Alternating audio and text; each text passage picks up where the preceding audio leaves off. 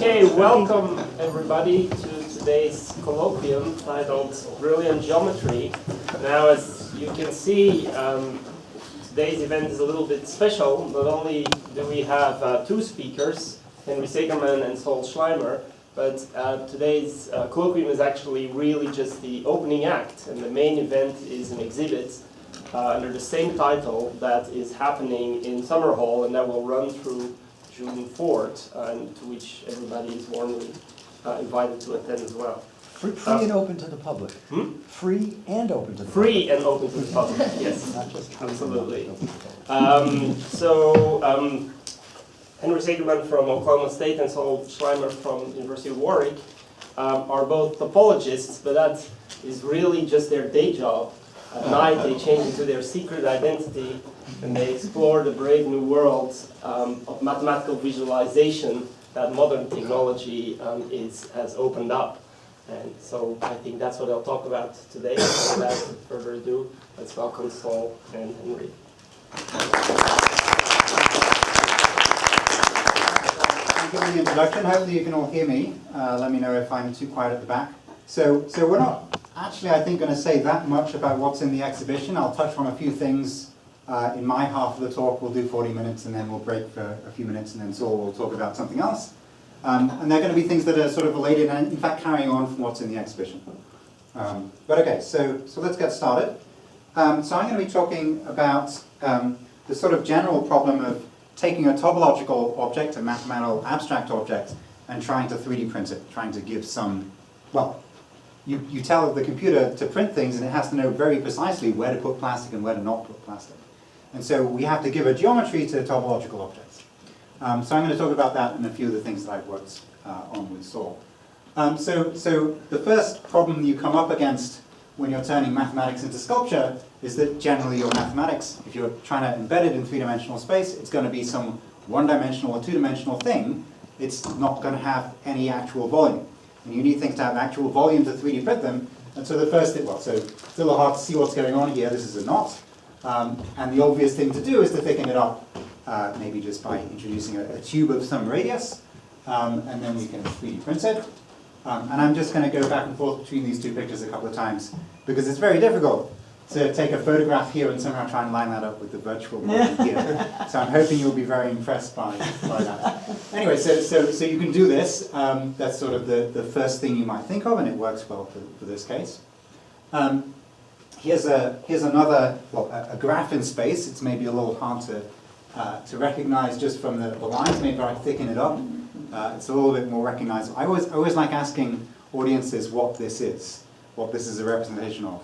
And mathematicians often don't know, and chemists sometimes know. Any guesses to what this thing is? Here's the 3D print. Diamond? It is the molecular structure. Well, you're a biologist, right? Or a chemist or something. Yes, this is the molecular structure of diamond, the carbon atoms joined together.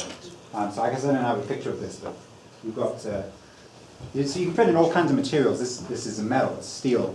And this is, I guess, gold-plated brass. So they print in wax and then they cast from the wax into brass. So you can wear your diamond earrings.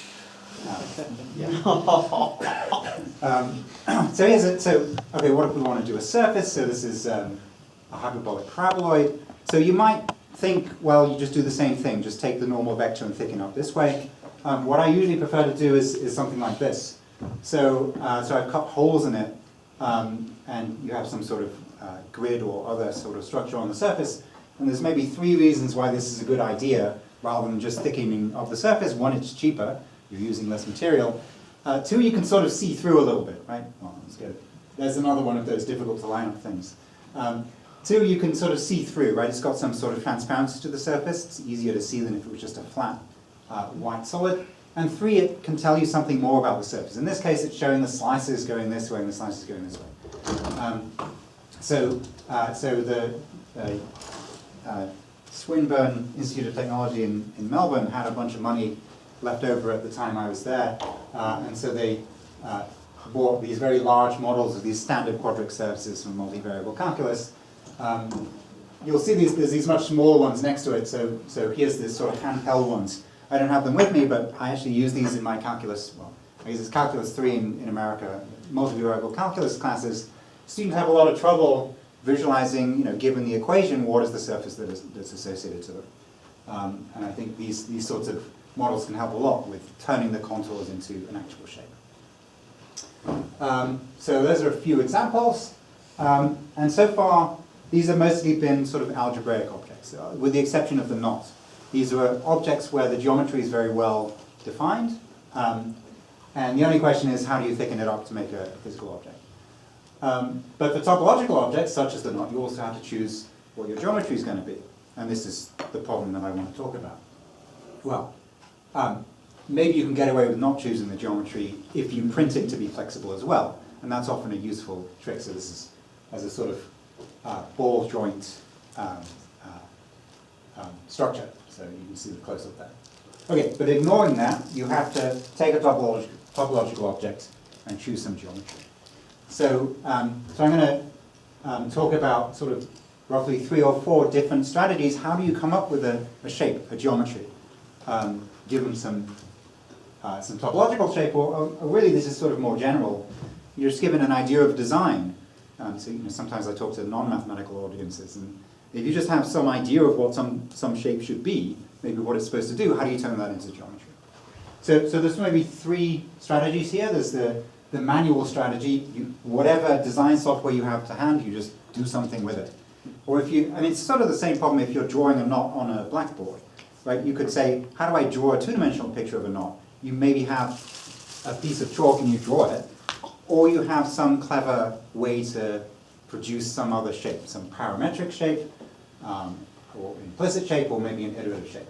So anyway, so here are 3 sort of examples of these 3 different strategies. So I'll just go through and explain what I mean by these.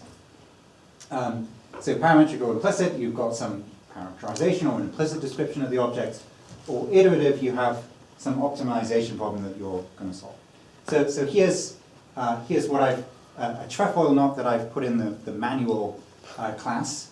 This is called cubic trefoil knot pendant by somebody called Vertigo Polka. So there's some interesting mathematics here. The reason I put it in the manual class is it's simple enough. It's a simple enough structure that you could just build it by hand in one of these pieces of software. But this is there's this thing called the stick number of a knot that some topologists are interested in. How many straight line sticks do you need in order to make your knot? Right? If the knot is more complicated, you think you need more sticks. This is the cubic lattice version of that, where you're only allowed to use the x, y, z axes, the directions, and then I believe this is the minimum number of steps that you need. Okay. What about parametric? So these are trefoils that I think Saul was involved in these as well. And I guess maybe we'll come back to how these are parametrized or related things, but we parameterize using, a bunch of trig in the 3-sphere, the sphere in 4-dimensional space, and then we project back down again to get these pictures. Let's talk about iterative trefoils. So what do I mean by that? So this is a picture from a program called Knotplot by Robert Schreien. And so, so the question is, where did he get this shape from? So what's actually going on underneath the hood is that there are a bunch of balls or points which are connected by sticks, and you've got maybe the sticks are fixed length, and then you sort of put electrical charges on all of the balls, and it tries to repel. They try to repel each other, and so eventually it relaxes down into some optimal sort of least energy state. Here's another example, minimal rope length trefoil by Jason Cantarella and collaborators. So this is, just to explain this picture, it's a little easier to see the next picture, which is this one. And so the question is, if you're going to tie a trefoil knot with the least amount of rope possible, you're going to pull it tight. So maybe you tie your trefoil knot, and then you shrink the length of it, and it sort of gradually tightens up. And the question is, what is the shape that you get to? And so so these are, and this picture is the same thing, just half the radius, so you can see what's going on. This is easier for understanding the process, but it's easier to see the knot doing it like this. And so, these are made by a simulation.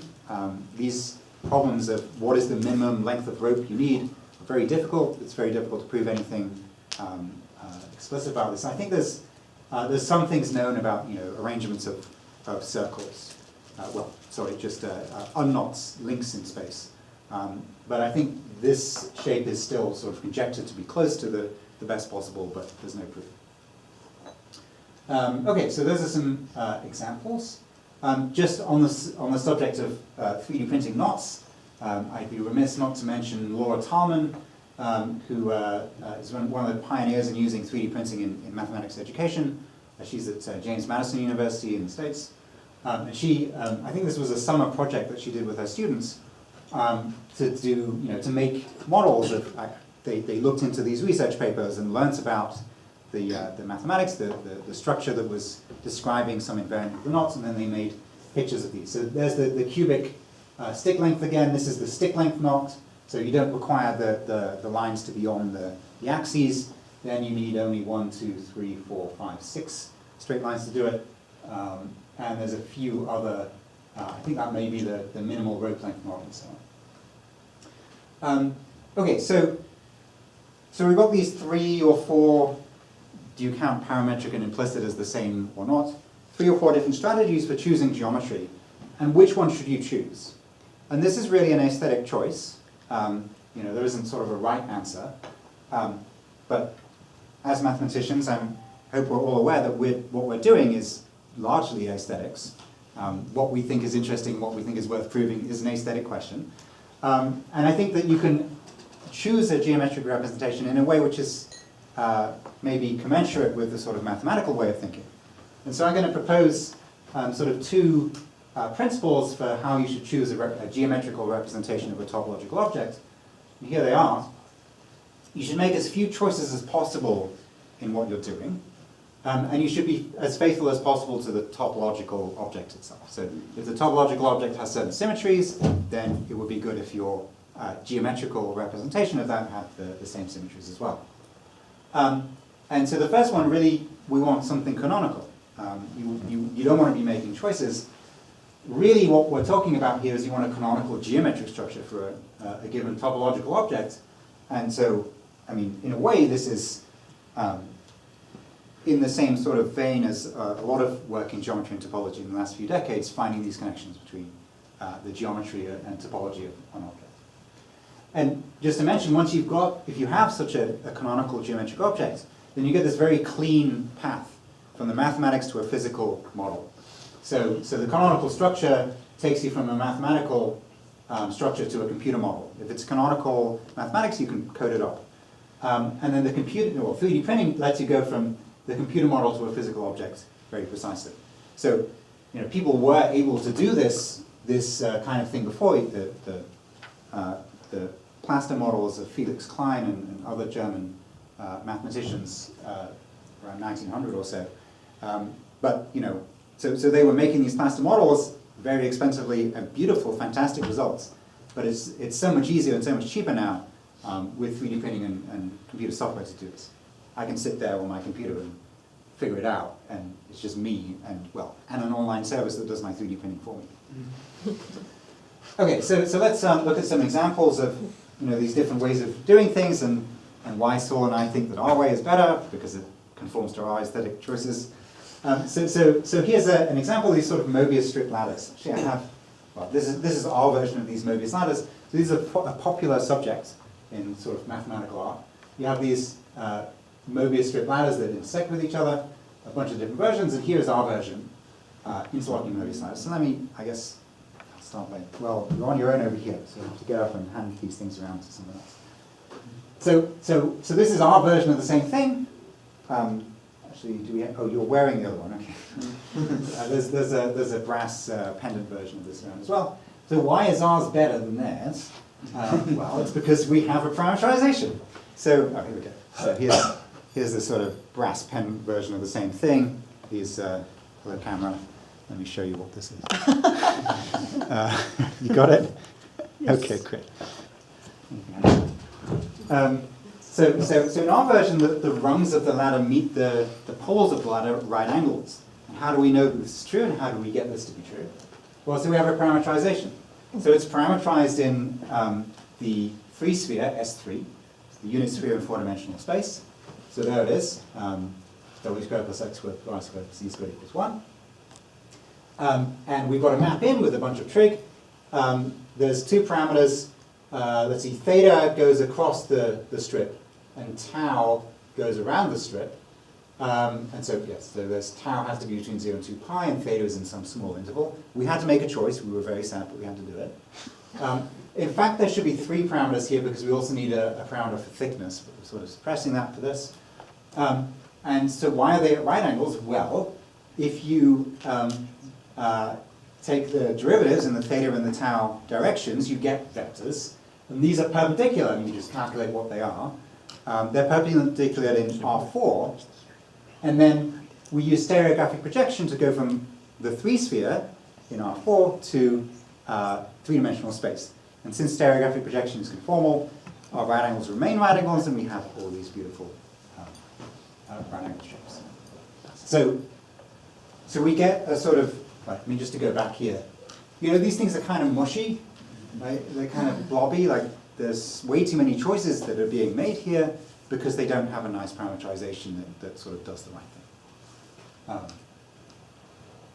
thing. So just to mention, so I guess I should do the demo. So stereographic projection is somehow one of the big themes of the exhibition.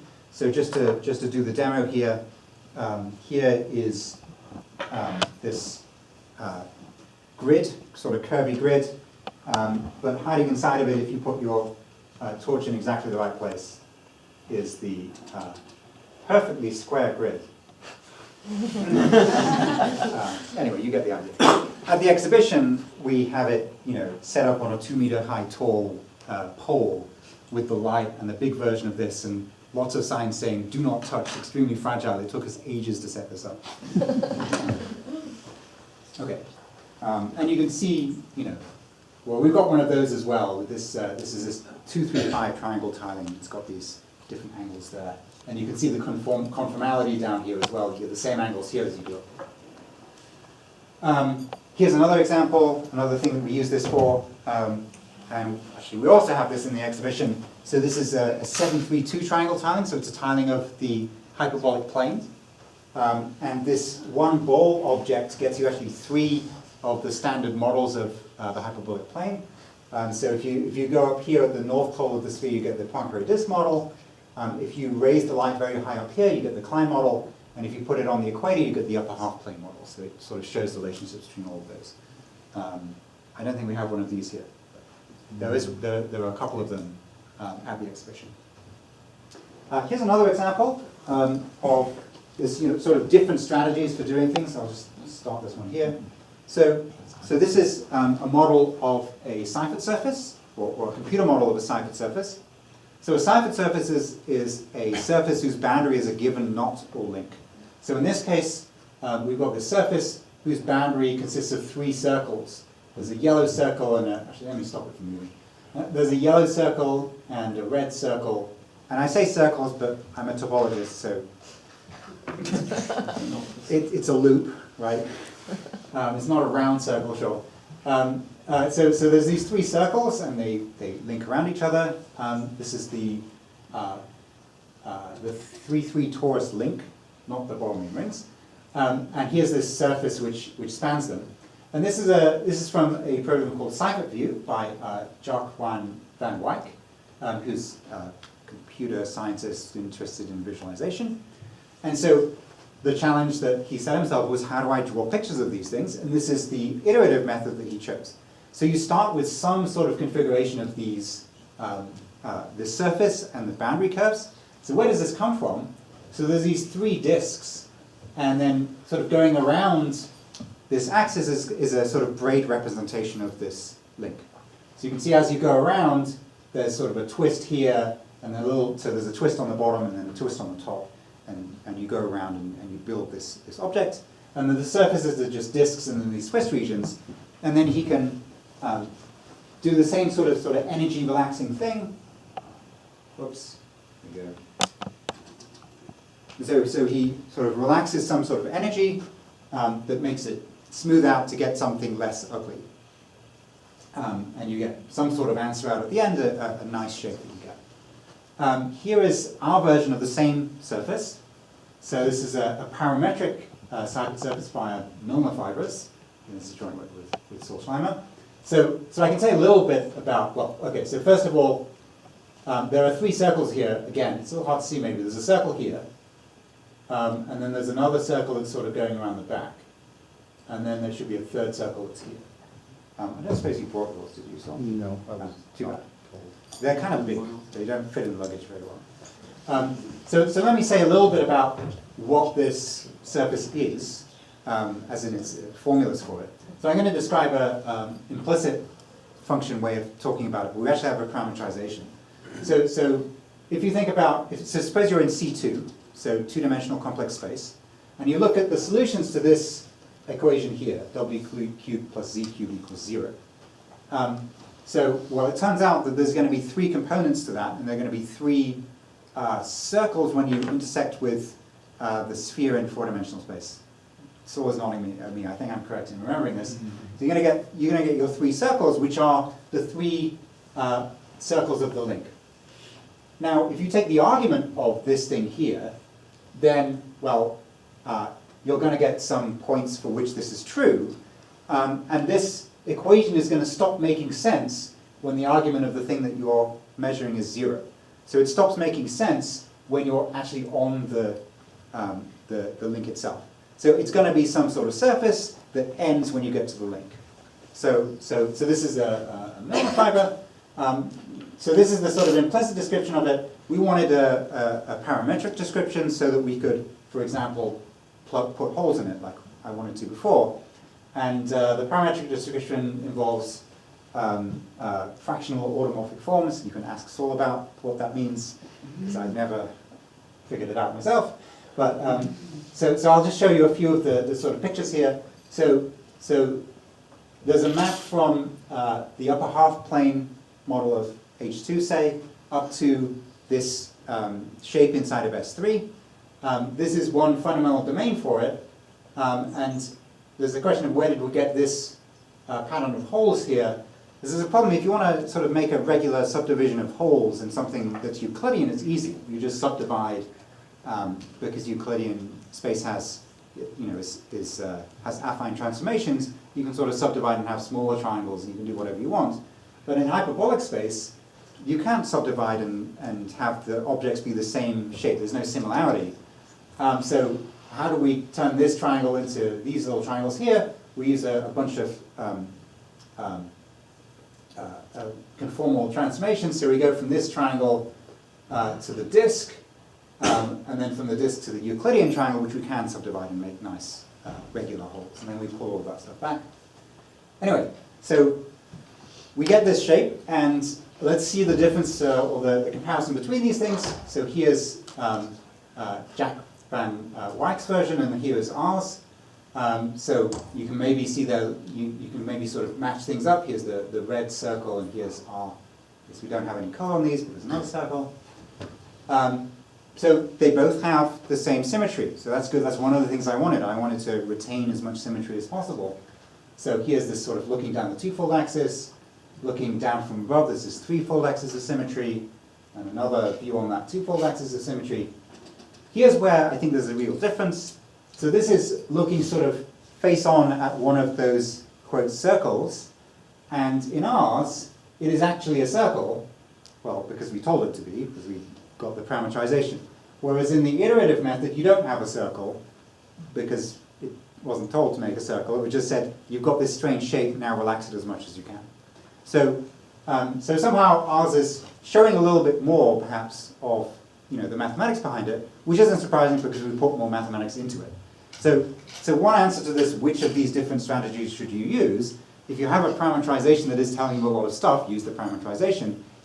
If you don't have a parametrization, then the iterative method is maybe the best you can do. So as I say, if you have a parametrization, so the big advantage of something like this iterative method is you can do it with anything you want. So this is the Borromean rings. And unfortunately, our techniques only work for torus knots and links. And the Borromean rings are not a torus knot or link, and so we have no idea how to get a good picture out of this, but the iterative method just goes ahead and does it. So here's output from Seifert for this Borromean rings. Here is a mesh that was designed by Bathsheba Grossman, who's one of the real pioneers in 3D printed mathematical artwork. based on Seifert view, this program. Here's the metal 3D printed objects. Really fantastic, beautiful result from this, and our techniques don't work at all. So fair enough. It's got its uses. Okay, so let's move on. So this is getting a little closer to what's in the exhibition again. Sort of, rather than thinking about the problem of taking a topological object and assigning a geometry to it, we're taking another kind of thing that we don't have a good shape for. In this case, a four-dimensional object, and trying to produce some three-dimensional shape for it. And it's a similar sort of problem. You've got this object that doesn't obviously fit inside of the space you're trying to put it inside of. How much can you retain of the properties of that object? So this is a not very good picture of a hypercube, the four-dimensional version of the cube. And so we'd like to get a version of that into 3D space. And so, yeah, I should have, maybe if there's time at the end, I'll show you this video that I actually took this morning of we have this zoetrope in the exhibition that's sort of doing an animated 3D printed version of the hypercube, or shadow of the hypercube rotating through space. But anyway, so what are we going to do here? So here's our favorite way of taking something four-dimensional and making it three-dimensional, or to be precise, taking something that lives on the sphere in four-dimensional space, the three-sphere. So by analogy with one dimension down, if you want to take a cube and show it to a two-dimensional person, what you can do is, so this is going from an ordinary cube to a sort of fattened up beach ball style cube, which sits on the sphere. And so we radially project outward. This is what's supposed to be going on in this picture here. It's sort of hard to see. This is a kind of schematic picture where I sort of blow it up and make a fattened version of it, so it radially projects it outwards. And then I've got this thing, and then I can stereographically project that down. And this shadow here is, well, I think our favorite way of projecting from the three-sphere to three-space. Has the big advantage that it's a one-to-one map from the boundary of this object.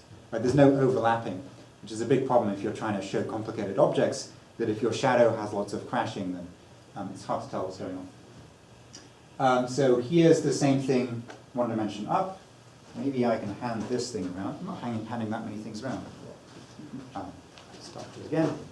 And it has that sort of bulgy view of it again, and all of the angles are conformal and so on. This is a render of the same thing, which has the advantage that you can see these two-dimensional surfaces as well. So the technology for 3D printing with sort of translucent, transparent things isn't really there yet, or at least it isn't in a form which will survive taking on airplanes and putting in your luggage, but you can really see the different cells of the hypercube and how they fit together.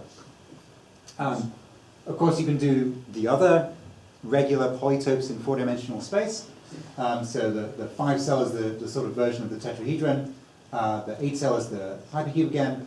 The 16-cell is the dual of the hypercube. The 24-cell is this very strange thing that there's nothing like it in any other dimension. And then there's the, whoops, somebody's in front of the, there we go. Then there's the 120-cell, which Saul will talk a lot more about in his talk, which is sort of the four-dimensional version of the dodecahedron. And the 600-cell is dual to the 120-cell, and sort of the four-dimensional version of the icosahedron. These are renders because they will be really, really big. Like, there's so much detail in there. So instead what you can do is you print half of it. Let's see, do we have a half 120-cell around here somewhere? Here we go. Probably got a couple of them around here. So this is what you get in the southern hyperhemisphere of the sphere in four-dimensional space. So you take the sphere, and you take its projection, the stereographic projection, to free space, and then you look at the equator of the sphere in four-dimensional space, which is an ordinary sphere in our three-dimensional space, and we cut off around that sphere, and that's what we get on the inside of that. And the northern hyperhemisphere is just reflection. It's just a reflection across that sphere of the same thing. So a couple of other things I want to talk about in the remaining few minutes I've got before I hand over to Saul. So this was a project, joint work with my brother Will Segerman. This was inspired by a question of Vi Hart. And this is a sculpture that uses the stereographic projection to talk about a certain kind of symmetries. What was the question? The question was, how can I visualize the quaternion? Okay. How can I make an object that has the symmetries of the 8-element quaternion group? So maybe we'll get there, I don't This sculpture has 8 monkeys in it, and these 8 monkeys are all identical in the 3-sphere, but the distortion of the projection makes them look different. So here's one monkey inside of one cube of the hypercube. And the way we illustrate this symmetry, good question, Saul, is we put one monkey in each of the 8 cubes of the hypercube. And the way the symmetry works, you sort of go forward one cube and twist to the left by one click as well. And so they're all related to each other by these sort of twisting motions. That's what these symmetries are. So here it is, another view of that. I'll come back to this in a second. I'll show a couple of other things. So this is the version for the 24 cell. So there's one monkey for each of the, so I should mention, the symmetry group here is this 8-element Protonian group. For the 24 cell, this is more fun than the 24 cell of monkeys. This is illustrating the binary tetrahedral group. Another set of symmetries of wait, what is it a subgroup of?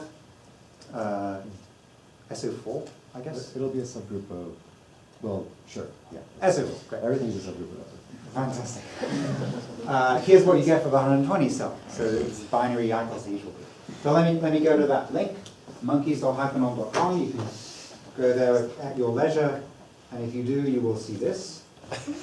And you can drive around with sort of keyboard controls. So this is showing one of those symmetries. So every few seconds, this monkey turns into that monkey and sort of twists around like this. And there's this sort of rotating twisting motion, which again is not a symmetry that you have in 3-dimensional space, but you do in this sphere in 4-dimensional space. I'll just show, because it's sort of fun. Hopefully you can see this. So these monkeys go through infinity. So every so often you get visited by this enormous monkey. The monkey god comes down to visit you. And then he descends back down to become a mere mortal monkey once again.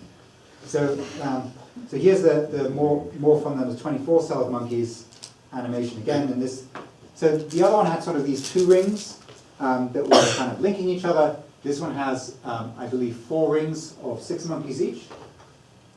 The 24 cell is self-dual, so it turns out you can fit another 24 monkeys in the gaps left between the first set of 24 monkeys.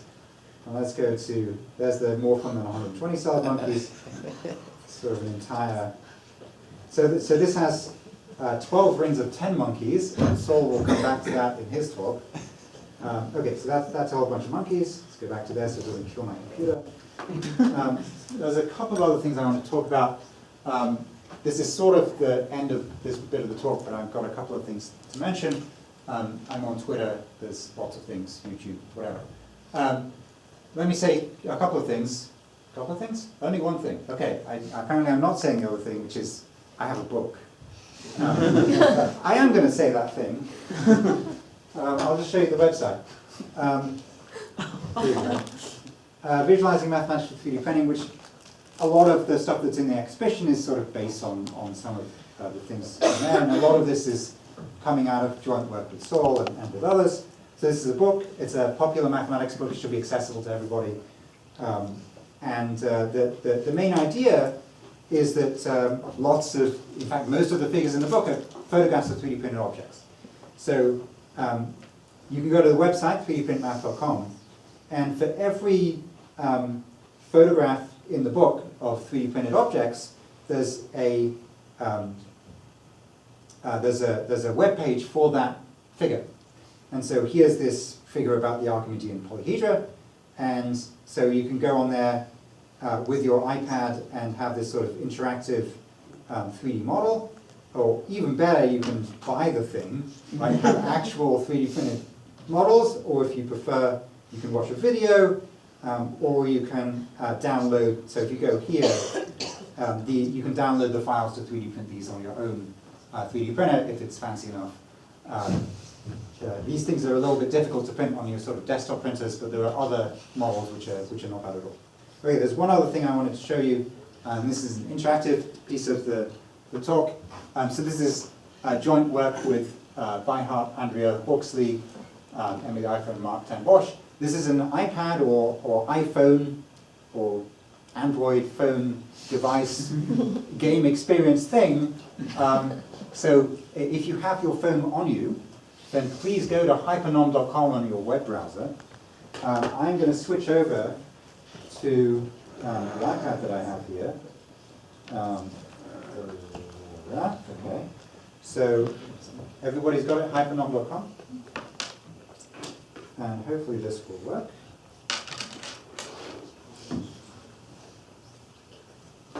There we go. Okay, so it says... So you're saying you want us to play with our phones instead of paying attention to the lecture? Yes. Right. Got it. So there's it says touch to start, so I'm going to touch it. And if you want to follow along at home, I'm going to choose this one here, which corresponds to the 120 cell. It's this dodecahedron-y looking one. There we go. And you should see on screen something like this. So these are the cells of the 120 cell, one of these, well, the 3D printers up there somewhere. And so this, whoops, so this, let me lock the screen orientation, because otherwise it will, see if I can reload this, so I can see all of it, there we go. Right, so there's no touch controls once you're in here, it's just the movement of the device that makes things happen. And so the question is, what is going on? So just to give you some sort of orientation of what to do, so if you hold it in front of you and you kind of turn the steering wheel to the right, then you go forwards. And you'll notice that when you get close enough to one of these dodecahedral cells, it disappears, and that's because you're eating it. This is hypernom, hyper as in hypersphere, and nom as in nom nom nom. This is four-dimensional Pac-Man. So you kind of go around eating these cells. So what's going on here, very briefly, the orientations, set of orientations of the iPad is SO3, 3 by 3 orthogonal matrices. As a manifold, SO3, it's a compact manifold, it's the same as RP3, the real projective space, which is double covered by S3, the thing that we've been talking about, I've been talking about all this time. So the upshot of that is that you can lift the orientation of the iPad to a point of S3. So we are able to navigate this three-sphere, the sphere in four-dimensional space, by moving an iPad around. And so you're supposed to eat through all of these dodecahedra. You're being timed, by the way, so so the aim of the game is to eat all of the dodecahedra as fast as possible, and it tells you your score at the end. Right, so somehow, how do you do this? You have to get your iPad to near every orientation twice because of the double cover. I guess maybe I've got a few more minutes, so I'll switch back and show you some of this video that I took this morning, if I can find it. But just one thought whilst thinking about this. This was originally developed for a virtual reality headset. So you're not moving your iPad, it's strapped to your face. And you have to somehow roll around on the floor to get all of these things. So, okay, so let me just switch back to this, if I can. Okay. All right, so here we are. Whoops. Hopefully this will work. Can I mute this? No. Sorry, the audio is just there. So this is... I'm sure you can mute it. Just click on the bottom right. Oh, there we go. Kill. There we go. All right. So this is... there we are. So I recorded this morning with a spherical camera. This is inside of this zoetrope model. And you can see this. It's a 30-frame animation, and Peter Reed is really the one to blame and thank for this awesomeness. Peter Reed and Mark Reynolds from whatever machine shop it is does amazing things here. So I and Saul designed the 3D prints, and they were 3D printed by Shapeways, and they put together this zoetrope 30-frame animation of the Hypercube. Okay, I think I should stop there, and maybe we'll just watch this again. But you should go to the exhibit if you want to exhibition to see, because then you can move your head around. Right. And see it from here I can only rotate my view, but you should go to the exhibit. There's no parallax here. Okay. All right, I will stop there. Thank you for your attention.